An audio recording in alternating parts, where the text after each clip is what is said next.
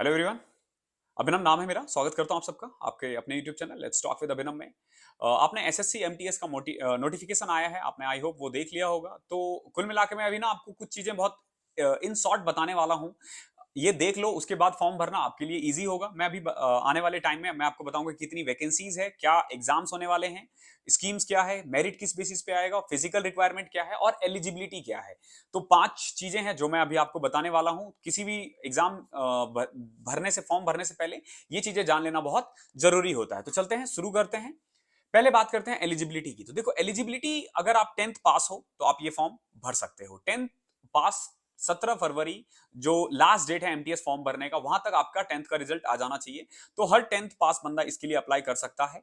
अगर मैं एज के बारे में बात करूं तो एमटीएस के लिए है 18 से 25 और हवलदार के लिए है 18 से 27। तो मैं आपको एक डेट बताता हूं, अगर इस डेट के बीच में आपका या उस डेट पे भी अगर आपका डेट ऑफ बर्थ है तो आप भर सकते हो। तो 2 जनवरी 1998 के बाद 1 जनवरी 2005 से पहले अगर आपका डेट ऑफ बर्थ है तो आप एमटीएस के लिए भर सकते हो। और अगर मैं बात करूं हवलदार के लिए, तो अगर 2 जनवरी 1996 के बाद आप पैदा हुए हो और अगेन 1 जनवरी 2005 या 1 जनवरी 2005 को ही अगर आप पैदा हुए तो भी आप इस फॉर्म के लिए अप्लाई कर सकते हो। तो ये तो बात हुई थी एलिजिबिलिटी की। अब बात करते हैं वैकेंसीज की। तो कुल मिला के टोटल 11,409 वैकेंसीज है। ये बहुत ज्यादा वैकेंसी है। एमटीएस में इतनी वैकेंसीज नहीं देखी गई थी पहले और कम ही आती है। एसएससी 2024 में एग्जाम वो आई मीन 2024 में इलेक्शन होने वाला है, तो आप एक्सपेक्ट कर सकते हो कि 2022, 23, 24 में अच्छी खासी वैकेंसी आएगी। तो ये आपके लिए गोल्डन चांस है, जल्दी से जल्दी नौकरी ले लो। तो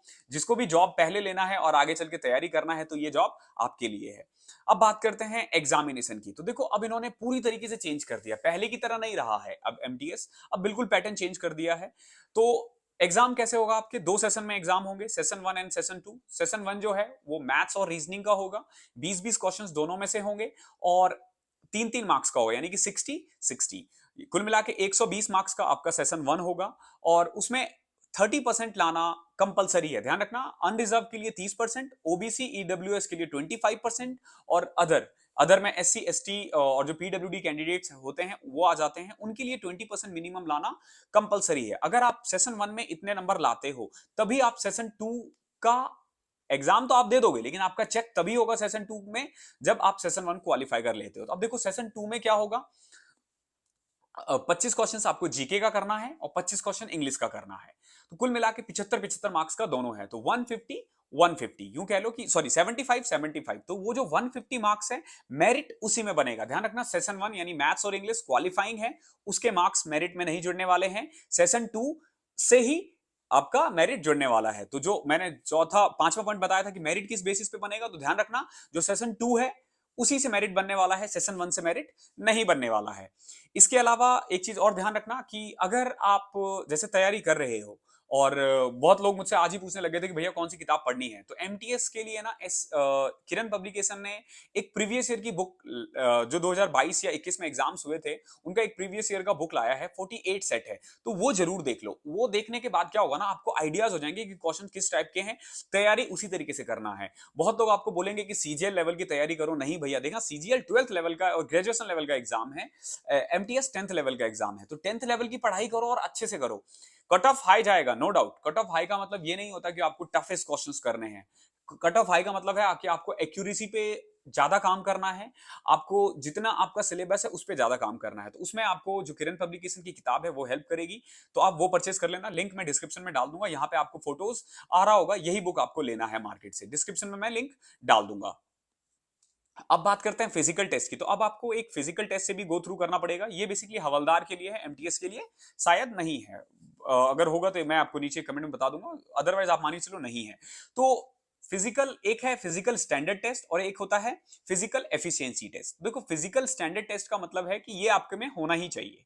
तो अगर आप मेल कैंडिडेट हो तो आपकी हाइट मिनिमम होनी चाहिए 157.5 सेंटीमीटर। हिली एरियाज के लिए 5 सेंटीमीटर का यूं कह लो रिलैक्सेशन है।